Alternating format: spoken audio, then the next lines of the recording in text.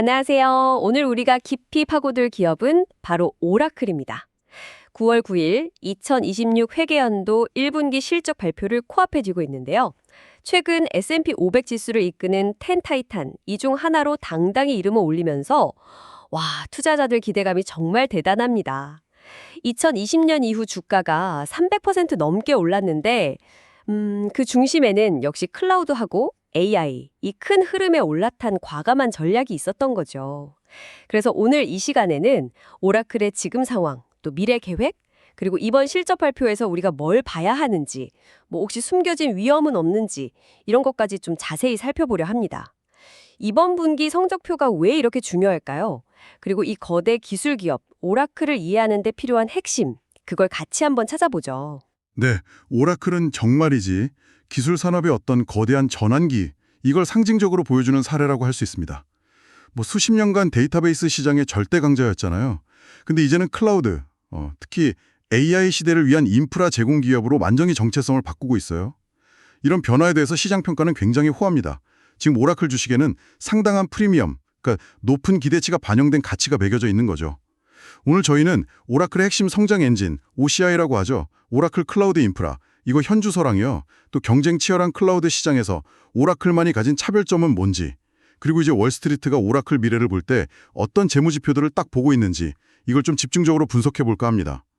과연 오라클이 이 높은 기대치를 진짜 실적으로 증명하면서 현재의 기업 가치를 정당화할 수 있을까? 그 가능성하고 또 우리가 놓치면 안 될 잠재적 위험 요인까지 한번 균형 있게 짚어보겠습니다. 그렇죠.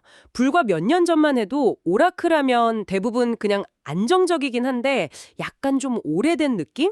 그런 데이터베이스 소프트웨어 회사, 이걸 떠올렸을 텐데요. 근데 지금 오라클의 심장은 완전히 다른 곳에서 뛰고 있습니다. 바로 OCI, 오라클 클라우드 인프라. 이게 회사의 핵심 성장 동력으로 확 떠올랐어요. 숫자가 이걸 명확히 보여주죠. 가장 최근인 2025 회계연도 4분기 실적을 보면 전체 매출에서 클라우드 비중이 무려 42.1%입니다. 연간 클라우드 매출 성장률도 24%로 꽤 괜찮았고요. 이건 뭐 그냥 새로운 사업 하나 추가한 수준이 아니라 기업 체질 자체가 아예 클라우드 중심으로 바뀌고 있다는 강력한 증거죠. 여기서 우리가 진짜 주목해야 할 부분은 오라클이 그리고 있는 미래 청사진이에요. 다가올 2026 회계연도 단체 클라우드 사업 성장률 목표치, 이걸 무려 40%로 잡았어요. 현재 성장률보다 훨씬 높은 정말 야심찬 목표죠. 특히 인프라 서비스인 OCI 부분만 딱 떼놓고 보면 70%라는 이거 엄청난 성장률을 기대하고 있거든요. 이런 자신감이 그럼 어디서 나오냐? 바로 지금 산업계를 휩쓸고 있는 생성형 AI 열풍, 그리고 그것 때문에 폭증하는 고성능 컴퓨팅 파워, 데이터 처리 요구, 여기서 나옵니다. 기업들이 이제 자체 서버 대신 클라우드를 통해서 AI 모델 훈련하고 운영하려는 수요가 정말 폭발적으로 늘고 있는데 오라클은 딱 이 기회를 노리고 있는 거죠. 뭐 클라우드 시장 후발주자다 이런 인식을 깨고 AI 시대의 핵심 인프라 공급자로 확실히 자리 잡겠다 이런 의지가 아주 강하게 보이는 대목입니다. 현재 오라클의 높은 주가 또 시장의 뜨거운 기대감 이것도 사실 이 AI 기반 클라우드 성장 스토리에 크게 기대고 있다고 봐야 합니다. 근데 클라우드 시장은 이미 뭐 아마존 웹 서비스, AWS, 마이크로소프트 애저, 구글 클라우드 플랫폼, GCP 이 세 거인이 꽉 잡고 있는 격전지잖아요. 후발주자인 오라클이 이들이랑 어떻게 경쟁해서 뭐 70% 이런 엄청난 성장률을 만들겠다는 건지 좀 궁금해지는데요. 오라클만의 뭐 비장의 무기 같은 게 있을까요? 흥미로운 질문입니다. 오라클의 핵심 전략은 바로 B2B, 그러니까 기업 고객 시장에 대한 깊은 이해, 그리고 오랜 관계에 기반한 특화 전략이라고 할 수 있어요. AWS나 애저, 구글 클라우드가 뭐 개발자 커뮤니티, 스타트업, 심지어 일반 소비자까지 다 아우르려고 한다면 오라클은 전통적으로 강했던 대기업, 중견기업 고객들, 그들의 특수한 요구사항에 딱 집중합니다. 예를 들어서 수십 년간 오라클 데이터베이스를 핵심 시스템으로 써온 뭐 금융, 통신, 유통 분야 대기업들, 이들은 자기들 민감한 데이터를 퍼블릭 클라우드로 옮기는 거 굉장히 신중할 수밖에 없거든요. 오라클은 바로 이 지점을 파고드는 거죠. 기존 온프레미스 환경하고 매끄럽게 연결해주고 데이터 보안이나 규제 준수 요구 충족시켜주고 그리고 무엇보다 익숙한 오라클 기술 기반의 클라우드 환경을 제공하면서 이 충성 고객들을 OCI로 끌어들이는 겁니다. 이건 마치 뭐랄까 수십 년간 쌓아온 기업 고객과의 관계 자산을 클라우드 시대의 기술 자산으로 바꾸는 것과 같아요. AWS나 구글 클라우드가 단번에 따라하기 어려운 오라클만의 강력한 해자, 모트가 될 수 있는 부분이죠. 아, 그러니까 단순히 기술력만으로 싸우는 게 아니라 기존 고객 기반과의 시너지, 이걸 극대화하는 전략이군요. 예를 들어 오랫동안 오라클 DB를 써온 은행이라면 뭐 복잡하게 시스템 바꿀 필요 없이 OCI 위에서 AI 분석이나 새로운 클라우드 앱 같은 걸 더 쉽게 도입할 수 있다. 이런 장점이 있겠네요. 정확히 그렇습니다. 기존 시스템과의 호환성, 또 데이터 이전의 용이성, 통합 관리의 편리성 이런 것들이 기업 IT 부서 입장에서는 정말 중요한 고려 사항이거든요. 오라클은 이 부분을 딱 집중 공략하는 거죠. 여기에 더해서 최근 오라클은 더 영리한 움직임을 보이고 있어요.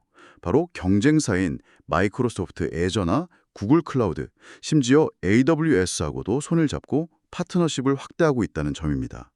오라클 데이터베이스 앳 애저 같은 서비스가 대표적인 예인데요. 고객이 애저 데이터 센터 안에서 오라클 DB 서비스를 직접 쓸 수 있게 하는 거예요. 이건 이제 멀티 클라우드가 대세가 된 현실을 인정하고 고객이 어떤 클라우드를 쓰든 오라클의 핵심 기술, 특히 데이터베이스를 쉽게 접하고 활용할 수 있게 장벽을 낮추는 전략이죠. 즉, 특정 클라우드에 종속되기보다는 기업 IT 환경 전체를 아우르는 엔터프라이즈 플랫폼으로서의 입지를 강화하려는 시도로 볼 수 있습니다. AI 인프라도 마찬가지예요.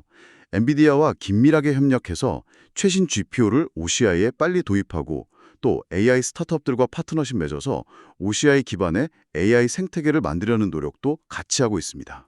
경쟁사랑 협력이라니, 이거 정말 흥미로운 전략 변화네요. 그럼 이렇게 복잡하게 움직이는 오라클을 투자자들은 어떤 기준으로 평가하고 있을까요?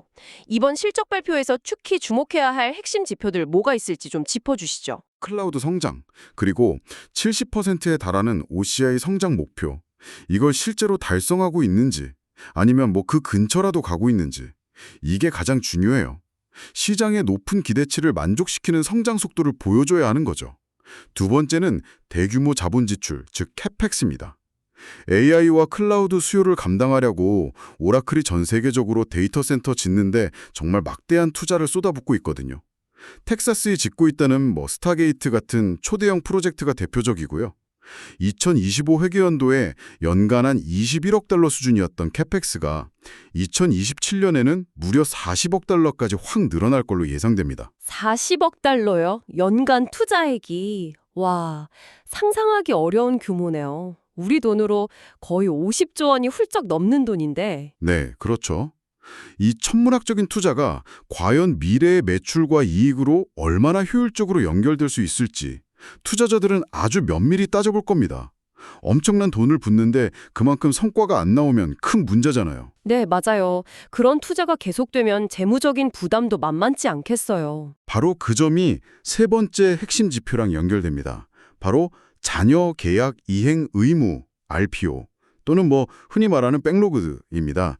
이게 뭐냐면 고객이랑 계약은 했는데 아직 매출로는 잡히지 않은 금액을 의미하는데요. 오라클의 현재 RPO가 무려 1,380억 달러에 달합니다. 어마어마한 규모죠. 이 숫자가 이제 미래 매출의 선행 지표 역할을 해요. 투자자들은 이 거대한 백로그가 얼마나 안정적으로 그리고 또 얼마나 빠르게 실제 매출로 전환되는지 이걸 중요하게 봅니다. 오라클은 2028년까지 연간 최대 600억 달러의 인프라 매출을 달성하겠다. 이런 목표를 내놨는데 이 목표 달성 가능성을 가늠하는데 RPO 추이가 핵심적인 단서가 되는 거죠. 결국 정리하면 클라우드 성장률, 캐펙스 효율성, 그리고 RPO의 매출 전환율, 이 세 가지가 오라클의 미래를 점치는 핵심 열쇠라고 할 수 있겠습니다. 와, 성장 스토리는 정말 화려한데 그 뒤에는 말씀하신 대로 천문학적인 투자, 또 그에 따른 재무적 부담이라는 그림자도 꽤 짙게 드리워져 있는 것 같습니다. 위험 요인에 대해서도 좀 더 자세히 짚어봐야겠네요. 정확합니다. 빛이 강하면 그림자도 짙은 법이죠. 가장 먼저 지적되는 위험 요인은 역시 과도한 부채 규모입니다. 오라클은 과거에 자사주 매입이나 M&A 이런 걸로 부채가 꾸준히 늘었는데 여기에 최근 막대한 데이터 센터 투자가 더해지면서 2025년 기준으로 장기 부채만 해도 1,000억 달러를 넘어섰습니다. 이건 상당한 이자 비용 부담으로 이어질 수 있고요. 특히 금리 상승기에는 그 부담이 더 커질 수 있죠.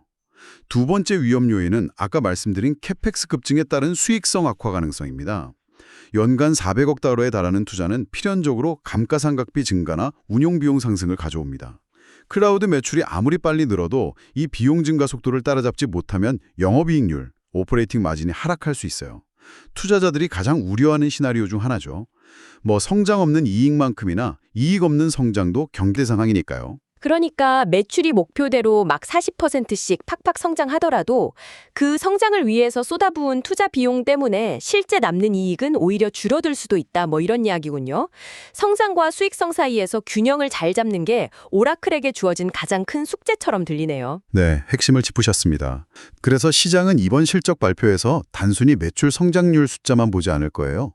그 거대한 RPO가 얼마나 수익성 높게 매출로 전환되고 있는지, OCI 사업의 마진율은 개선되고 있는지, 그리고 그 막대한 캐펙스 투자가 장기적으로 어떤 투자 수익률, ROI를 가져볼 걸로 예상되는지, 이런 것들을 종합적으로 평가하려고 할 겁니다. 만약 성장세는 유지되는데 수익성 지표가 악화된다면 투자자들의 의구심은 커질 수밖에 없겠죠.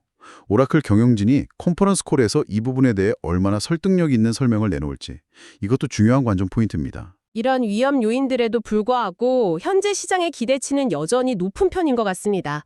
애널리스트들 전망은 좀 어떤가요? 네, 전반적인 분위기는 아직 긍정적입니다. 월가 애널리스트들은 오라클의 주당 순이익 EPS, 이 2025 회계연도에 4.34달러에서 2026년에는 6.78달러, 2027년에는 8.14달러까지 꾸준히 증가할 걸로 예상하고 있어요. 이건 오라클의 클라우드 전환, 또 AI 수혜 스토리에 대한 믿음이 여전히 강하다는 걸 보여주는 거죠. 당장 발표될 2026 회계연도 1분기 실적에 대한 시장 컨센서스를 보면 매출은 약 15억 달러, EPS는 1.47달러에서 1.48달러 수준으로 형성되어 있습니다. 만약 오라클이 이 예상치를 뛰어넘는 어닝 서프라이즈를 기록하고 특히 OCI 성장률이랑 향후 가이던스, 전망치까지 긍정적으로 제시한다면 주가는 추가 상승 동력을 얻을 가능성이 높습니다. 하지만 반대로 실제 실적이 기대에 못 미치거나 성장세 둔화 신호가 보이면 아까 우리가 논의했던 부채 문제나 투자 부담 같은 우려들이 갑자기 확 부각되면서 단기적으로 주가가 큰 폭으로 조정을 받을 위험도 분명히 존재합니다. 그야말로 기대와 우려가 교차하는 중요한 변곡점이라고 할 수 있겠습니다. 종합적으로 평가하자면 오라클은 현재 기술 산업의 거대한 흐름, 그러니까 클라우드로의 전환, AI 도입 가속화, 그리고 이걸 뒷받침하기 위한 데이터 처리 및 인프라 투자 확대라는 이 메가 트렌드를 온몸으로 흡수하면서 변신하고 있는 기업입니다. S&P 500을 이끄는 10타이턴 중 하나로 선정됐다는 사실 자체가 시장이 오라클의 이런 변신과 미래 잠재력에 얼마나 큰 기대를 걸고 있는지를 딱 보여주죠. 하지만 그 영광스러운 타이틀 뒤에는 매 분기 실적을 통해서 그 기대가 헛되지 않았구나, 이걸 증명해야 하는 엄청난 압박감이 따릅니다. 핵심 질문은 결국 이거예요. 오라클은 앞으로 나올 성적표를 통해 시장이 현재 부여하고 있는 이 높은 가치 평가가 과연 정당한 것인지를 성공적으로 입증해낼 수 있을 것인가? 이번 실적 발표는 그 질문에 대한 중요한 단서를 제공할 겁니다. 네, 오늘 오라클 이야기를 쭉 깊이 들어보니까 OCI라는 강력한 엔진을 달고 B2B라는 자신만의 항로를 개척하면서 클라우드와 AI 시대로 막 나아가는 거대한 함성 같은 모습이 그려지네요. 높은 파도, 즉 성장 잠재력을 탈 기회는 분명하지만 동시에 암초, 그러니까 부채나 투자 부담, 수익성 압박 같은 것도 곳곳에 있는 상황이고요. 단순히 고위험 고수익 이런 표현보다는 스스로를 재창조하려는 거인의 담대한 도전, 그리고 그 성공 여부를 판가름할 결정적 시험대, 이렇게 표현하는 게 더 맞을 것 같습니다. 단기 실적에 대한 기대는 뜨겁지만 그 이면에 있는 구조적인 과제들도 좀 냉철하게 볼 필요가 있겠습니다. 동의합니다. 오라클의 미래 가치는 결국 앞으로 나올 실적 보고서들을 통해 증명될 것입니다.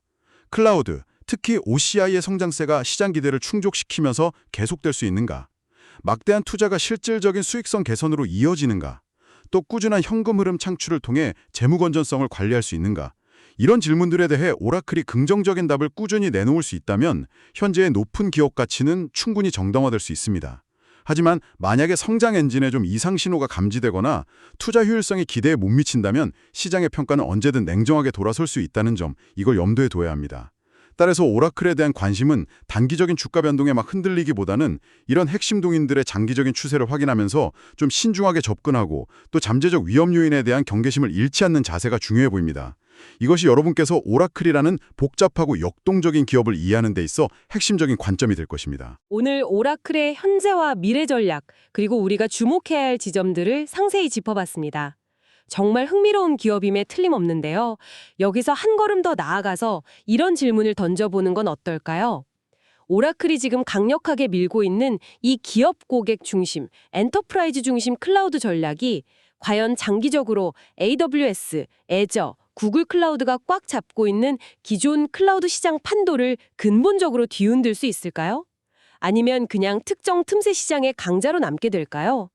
단순히 분기 실적 발표 너머에 있는 오라클이라는 이 거대 기술 기업이 클라우드 산업의 미래 지형도에 미칠 수 있는 장기적인 영향력, 여기에 대해 한번 생각해 보시는 것도 의미 있는 탐구가 될 것 같습니다.